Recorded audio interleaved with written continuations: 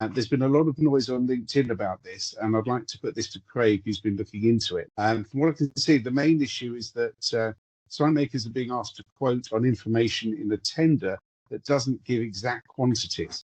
And then if the job proves to need more, then the sign company has to sort of pick up the costs of that, which is clearly not a good thing. As a result, companies have either got to overquote or risk losing the work or take a risk on losing money. So this seems to be an issue going around at the moment. And Craig, I know you've got something to sort of talk about on this. Yeah, again, and Danny would probably be in a good position to pass comment, as would Richard, with the tendering process. I think when it first came about, I think the details that we used to get, and I'm going back to the kind of the early 2000s, were very detailed. I think you've got architects' drawings, quantities were very specific, and even guidance to the materials they would prefer you to use. They would give you an option to use an alternative, but I get the feeling that some of these small to medium-sized projects, that maybe the quantity surveyors who are involved with them aren't probably doing the work they should do before the tenders are actually going out. The issues that we seem to be getting, especially over architectural films, is that people are getting very, very basic drawings, and even down to the detail that they aren't showing the number of doors, they aren't showing the number of windows and the number of surfaces to actually be covered. And the question that was coming back to me is, how do you challenge the clients at the front end of this process? Because actually, if they especially the smaller to medium-sized sign company, are telling me they don't feel confident enough to push back, because they're just saying, well, if you don't feel you're up to it, then just don't tender, don't quote, which obviously is quite a not a great position to be put into. So I suppose one of the questions are you guys seeing that now, a lessening of detail, or is this just a little quirk that maybe the smaller guys are seeing? Danny, do you want to pass any comment at all? Yeah, no, I mean, yeah, we consistently see inconsistent detail on tenders, and we're not seeing definite, specs. For instance, I was quoting something the other day, and it was obviously a set of built-up acrylic letters, and it said on the architect's drawing specification, flex face letters. I mean, these are 250 mil high letters for a fast food chain that you're not going to make out a flex face. And when it was questioned, it was like, yeah, just price what you think. I was like, but that's not the point at the end of the day. I've been and looked at the site. I can clearly see what they are. This drawing, this specification's not correct. So again, it's having that knowledge in it. And it's the confidence to push back, which you should rightly you do, because you've got to set the job off on a right foot. But I completely get the position where some companies would say, well, if we push back and we're not interested, then you're out the race. You're only trying to offer the correct advice. So yeah, definitely specifications need to be questioned. But then when you do submit a specification, just be clear. Sign company specific in Hull, for instance, it's all cloak and dagger, and they don't want to. They just put one flex face box LED. Well, that's great, but what's the specification of the LED? What's the quality of the material? So it needs to be apples for apples, and we should be pushing for that. But there's a myriad, and even some really big brands. This was a big brand I was looking at, and the specification was appalling. And again, I think this is. I suppose the reason that I'm hearing about this, quite a lot of sign businesses come or become members of BSGA purely for the badge, because actually the badge it's one of the questions on most tenders: are you a member of your own trade association? If you say no, it's a number of points. I don't even know what the points are, if I'm honest, that you don't score. So people decide that that's actually worthwhile. I remember, again, back in the early 2000s, we used to be approached by architects, and they'd actually ask us for particular materials. So we'd introduce them to material specifiers. And 3M were a great advocate, because they would actually take people, show them materials, show them tapes, show them fixings, to make them aware of what they could expect. And that was where I think where the tender process used to be more, it felt more of an even playing field, if that makes sense. The issue that I'm kind of getting here is that, and this was a smaller sign company that was specified to do some work for. It was a revamp of I would say student accommodation, and they were short by about 30%. That's how, this was the draw. So it looked to me as though they'd actually missed a number of flaws in the tendering process. But when you went back over the documentation, the way it was worded was the fact that any shortfall is made up by the provider of the service. So this was where the challenge was coming from. Now, as it happens, I asked them to then look back at what they signed in their terms and conditions, and there wasn't anything signed off the time of procurement, which I found absolutely amazing. It was then a negotiation, if that makes sense, to, okay, we're all short, but there shouldn't be us to pick up the bill. What I'm being told as often as not, the actual specifier will actually, no, sorry, you quoted, you tendered, you actually will provide the shortfall. Now, I don't know if anyone else has experienced that at all, or whether this was just one case on that front. But as I said, to me, I'd like to, as an association, look at how we get back in front of the specifiers. So actually, almost be able to offer them guidance. So actually, I'd almost like to start getting feedback from the trade for the issues that they're seeing, the shortfall, if you like. Why has it deteriorated so much? Is it all down to cost? Because actually, they're trying to get a tender in place. As well as I do, the cost for you to actually go to a site maybe 100 miles up the road to actually just look at something, to then put a quote together is quite an onerous project, but you'll do it because there's a chance of you getting it. If that was then offered out to 25 other companies, why would you do that in the first place? So maybe that's where it's falling over. Sorry, Jeff, you've got your hand up. Gary's first. Yeah, Gary's first. Sorry, Mr. Chairman. Yeah, I was just going to say about some of the issues that I've had with tendering. They're not so much around the specification in the initial document, although I definitely agree that the information provided has really dropped off. It is just, looks like they're trying to save as much time as possible in putting that tender application out there. But some of the issues I've had have been more around just other sign companies really sort of lowballing prices or changing spec themselves to win a tender, and then the customer or the end user doesn't really understand differences and just goes with what's being said, really. So it was the local university to me that put a tender out and specified aluminium sign trays and flat aluminium panels. So that's what we quoted. We didn't win the job, but they are still an existing customer of ours. So we do smaller projects there on a regular basis. So obviously I had a look at what the other company had done for this tender, and they just used composite trays and composite panels for everything. The customer didn't really understand the difference. And obviously that was a much cheaper option. And then the other one that I lost, which left a bit of a bitter taste, really, was for a chain of charity shops. So it was 64 charity shops. So it would have been a lovely one to get for us. And the way that they'd presented the tender, they'd given details on every site of the 64 sites, but they just asked to quote on one shop. They'd said, right, this is the sign, 4.2 meters by 800, for example, window graphics, quote on this one site, and whoever wins this one site wins them all, sort of thing. And again, they're an existing customer of ours who we do sort of smaller bits and pieces for. We didn't win the tender, so I sort of had a chat with them afterwards, and basically the company that had won that had massively lowballed this initial one store and then just hit them with extras on every other of the 64 stores. So they ended up paying over the odds, in my opinion. So, it's hard. Tendering's hard, and it puts me off doing it. They are lengthy processes for everyone, and it's just, is it worth it? I've been avoiding them recently, to be honest, for that reason.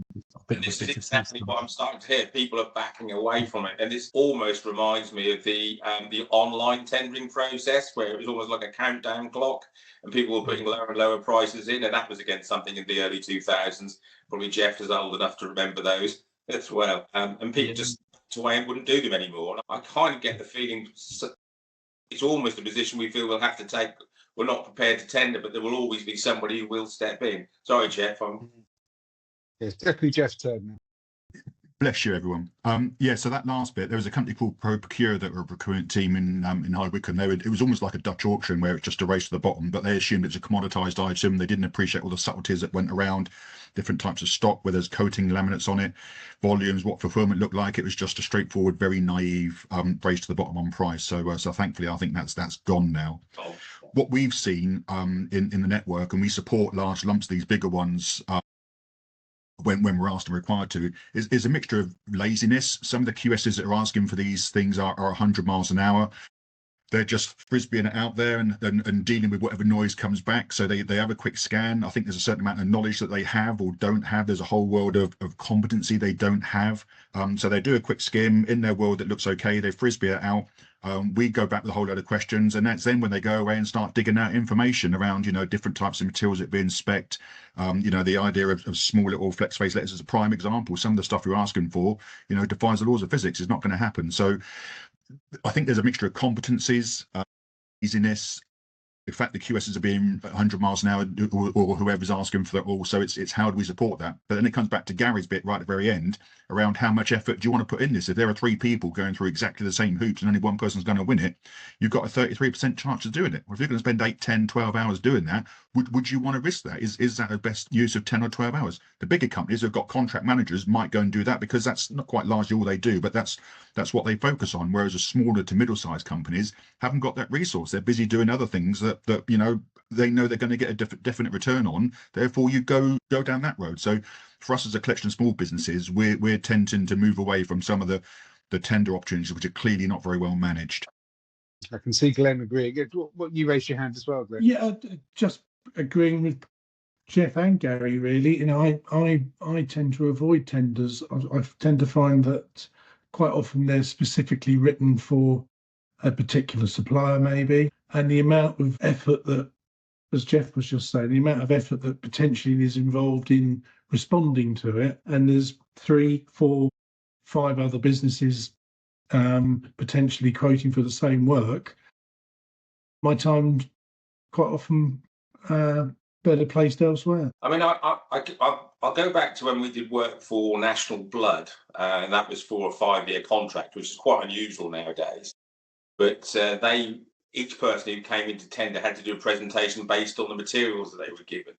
So that seems to have gone away as well, where you actually come in to do a pitch to the buying team, unless anybody else is going to tell them anything different. They're still seeing that.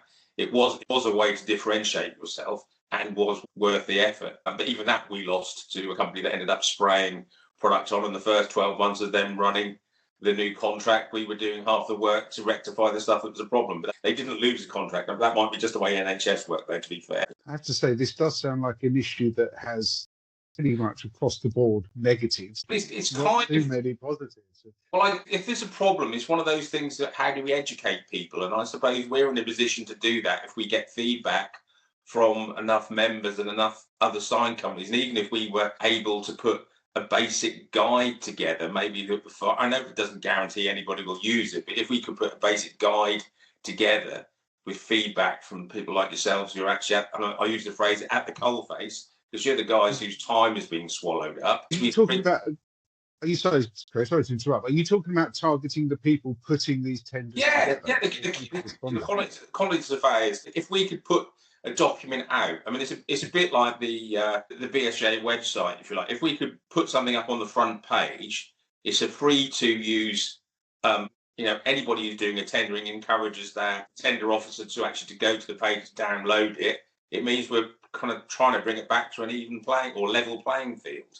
I'm just, anything we can do to kind of to not queer the pitch, if I can make that phrase. Yeah, Jeff, what were you going to say? Companies like Paper Graphics have done CPDs, as you talked about, some kind of structured learning around that. So how do you educate that? So they've done a whole world of stuff around wall coverings and fire ratings and how that fits under CDM. But because that's their core part of their business, then it's very easy for them to go, take their vertical, take their stream, and then do something around that. The challenge you have with so many different streams that is called signage is you'll do something around one bit, and then all of a sudden there's 30 that still need to be done. So I think some kind of CPD-S course, but whether it be a generic overview, some kind of low-level learning awareness piece, might be a start for 10. Yeah, and again, I'm open to suggestions. I can see this as an issue. It's not going to go away, and actually, if the quality keeps dropping, that means the signs potentially get worse. There's issues that's created around that. It's just that, self-fulfilling prophecy. So if we can do something, or with the help, at least make people aware, I just think there's a project there that we could try and focus on that would benefit everybody, or would benefit the quality sign provider. I'll put it that way. I'll leave it at that level. Okay, Gary, you raised your hand as well. Sorry, yeah, I was just going to add something that the process is obviously difficult for the people writing the tenders as well. And I've had quite a few examples with local authorities and healthcare providers where they will basically split up a larger project for us and ask us to invoice it in parts so that it falls under the amount that they have to put out for tender. Yeah. That works great for me, but then it's not fair then as a public funded organization that's happening across the board. So yeah, I think they must be struggling as well, and then they do things that potentially they shouldn't do to make their lives easier as well. If the whole process was better from start to finish, it's going to be fairer for everyone. Well, I think we've probably all come across that. I had a reasonably large any purchase over £500 had to go in as a purchase order. Anything under 500 he could buy on his credit card. Surprise, surprise, most of the stuff we provided him went under that threshold. Yeah, I think we've all. I hear exactly what you're saying, Gary. It's just trying to come up with a solution. That's where I think we're not going to get a perfect solution. If we can do something that actually maybe smooths out a few of those ruts, it might be beneficial for everybody. So a project, I think, Jack. I think so. Right, let's move on. This is another thorny topic now. We'll talk a little bit about copyright and how the law applies to the use and reuse of images for jobs and projects that you guys have been carrying out. How much of a problem is this for the industry? Craig, I know you've spotted one or two things over the last month. Yeah, I mean, my one, I did a little bit of a tongue-in-cheek post on LinkedIn a week or so ago. It was basically a restaurant in Texas, and they had male and female toilets, and the male toilet was actually a picture of Bruce Jenner, and the female toilet was Caitlyn Jenner. So it was kind of, I was wondering whether it was funny, whether it was in bad taste, and where they got the images from. Now, as I said, it was done a little bit of tongue in cheek. I got 2 or 3 people kind of came back and said, "Well, there's no copyright issues, because actually, if the client gives you an image, it's their problem, not yours." I've had a number of issues again with Signs Express over the years where franchisees have done work and they've been given images of sports stars, for example, where the image rights have come into play, and not only of the company who have had the graphic being threatened with being sued, but also the sign company producing it has been sued. So there's a degree of naivety in that if you're given the image, it must be right to do it. So I was kind of interested in what checks people did when they were given artwork that they were allowed to use it. So that was one level. The other flip side of this was also when you're producing designs for people, because actually, often as not, when you first start out, you're keen to win business, you'll do designs, hand it over, and the client then toddles off with that design and somebody else does it for undercut you by a few pounds.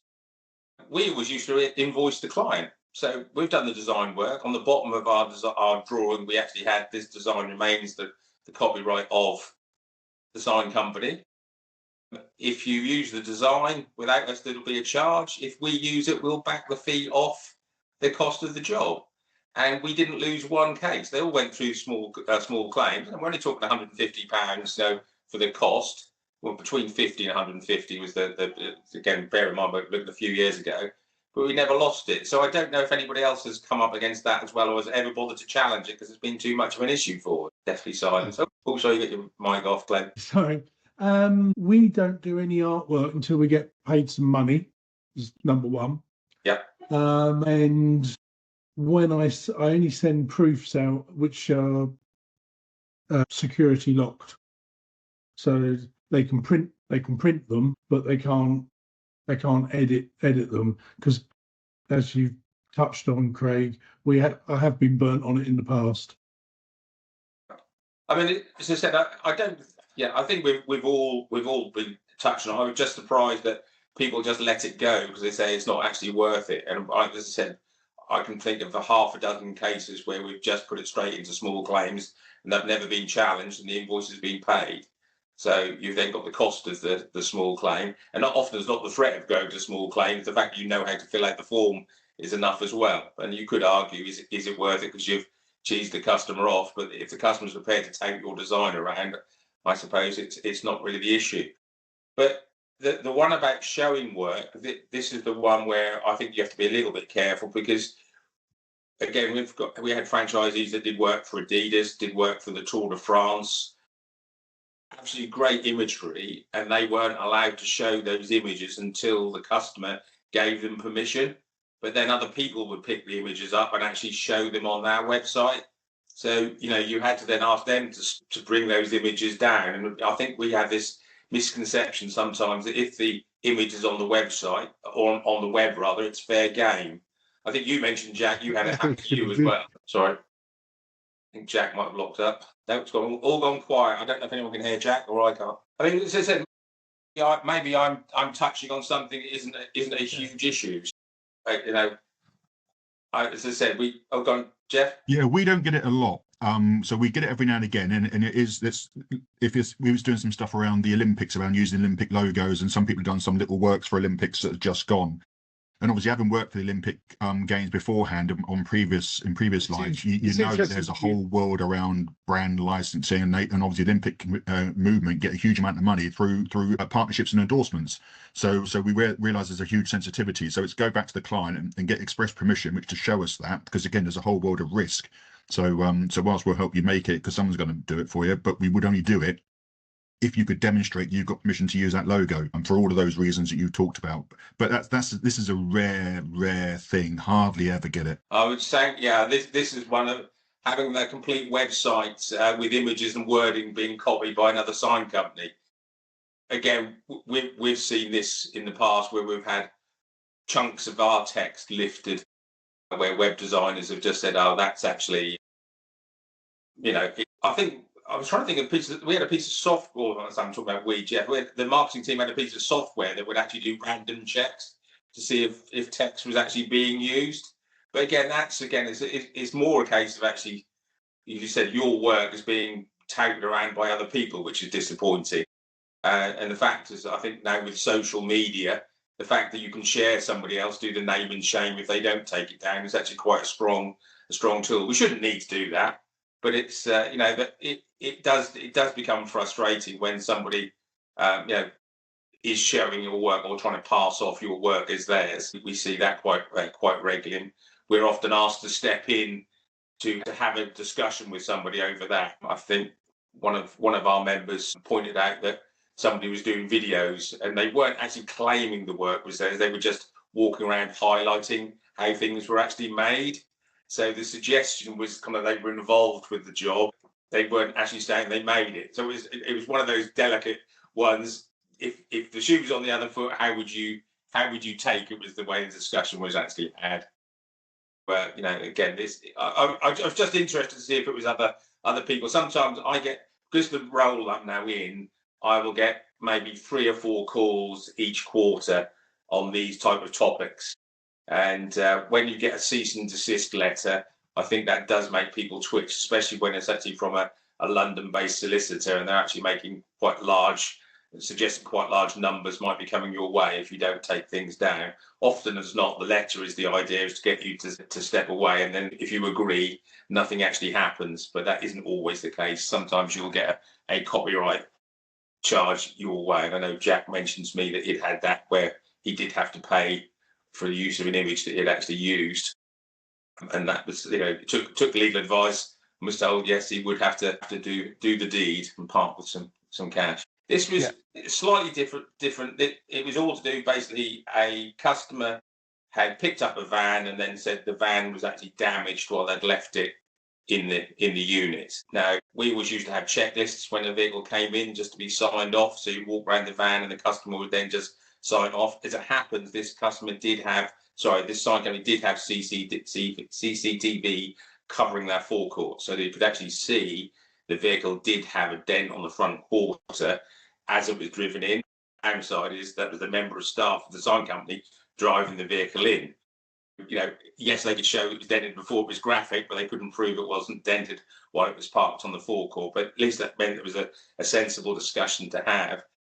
I then asked whether they were insured to move their vehicles on their own forecourt, and they went, "Of course we are." As far as they weren't actually insured. Now there are several insurance companies out there that will cover you to do this. It's put his finger up. Well, there's one that we know, and if anyone needs to know the name, I'll mention it a little bit later. But the other thing that actually came up, as well as the vehicle actually being moved, we've had it in the past where young members of the team have actually jumped in the van to move it, and they haven't got a driving license.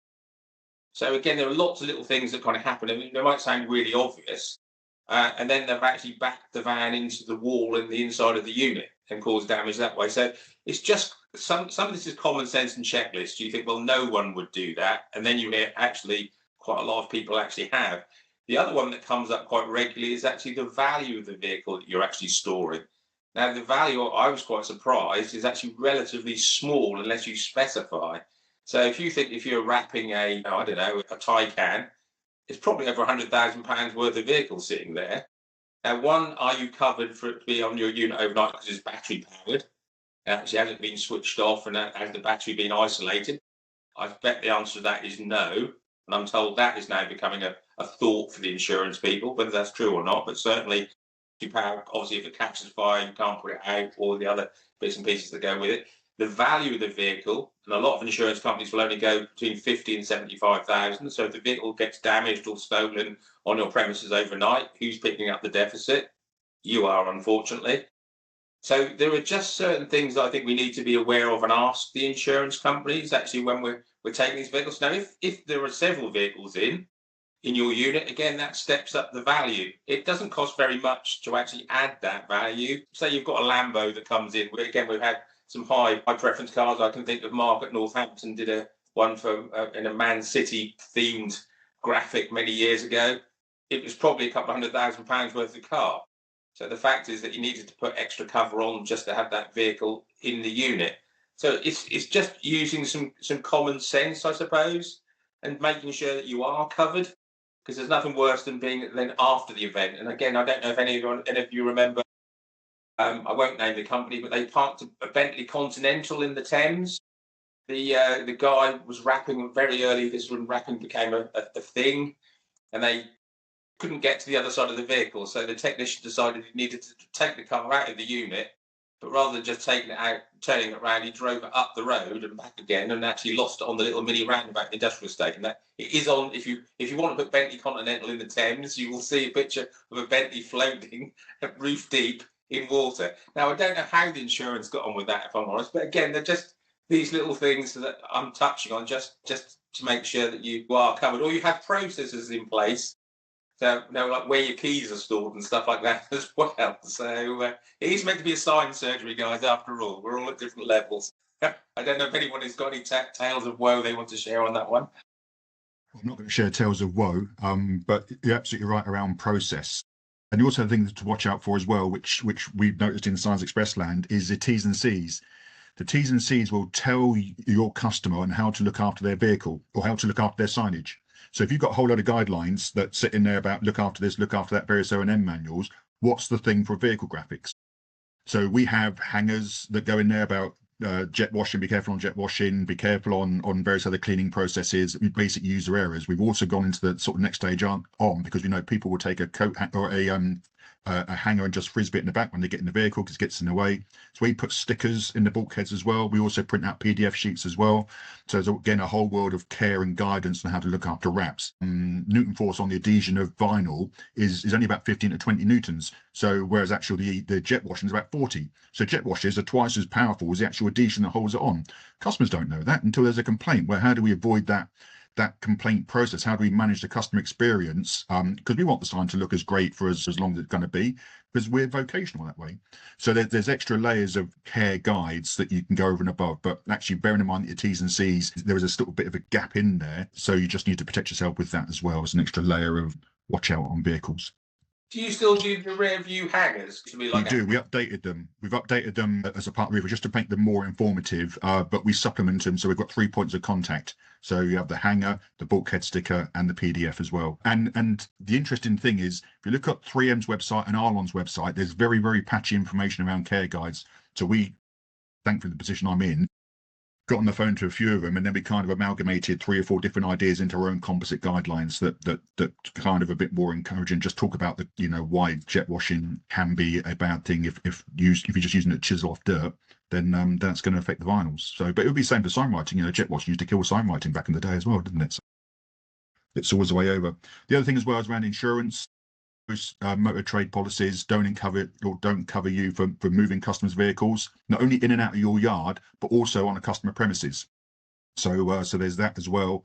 So again, if you look at a Sign Elite policy, we're all Signs Elite in Signs Express land. If you look at it and you see it's expensive, then know it's an apples for apples conversation. Know that it's more than just a motor trade policy. There's a whole world of extensions in there which give you the extra use functionality. As soon as you cross that threshold on your vehicle bay, you're into public domain. So you can't do that. So again, when it comes to demonstrating you haven't made any accidents or damage on the vehicle, it's move the vehicle to where the customer's going to collect it, then do the inspection with the customer. So that just takes away any sort of last elements of it could have been you doing this last little bit. So taking a 30-second video as you walk around, the whole sort of car insurance, or car hire companies rather, checklists, all those little things just act as belt and braces around, it's a part of the customer service as well, offer the customer. So it just adds to that perception of you're a credible company rather than just some quick merchant who's just going to do some vinyl graphics and then run.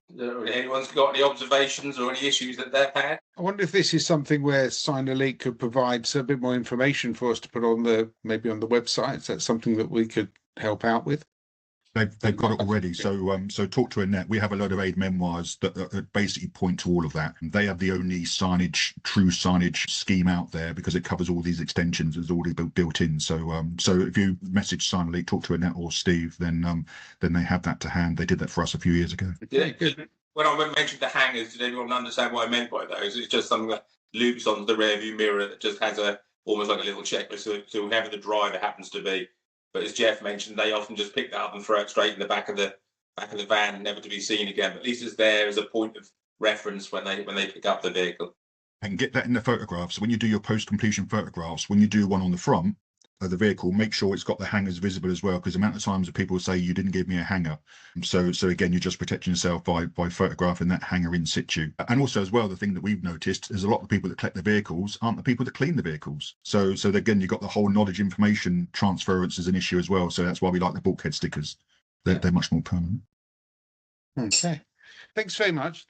Our next sign surgery is going to be live at Sign and Digital. If I remember rightly, it's on the Sunday. So if you're planning on going to Sign Digital, please do join us then.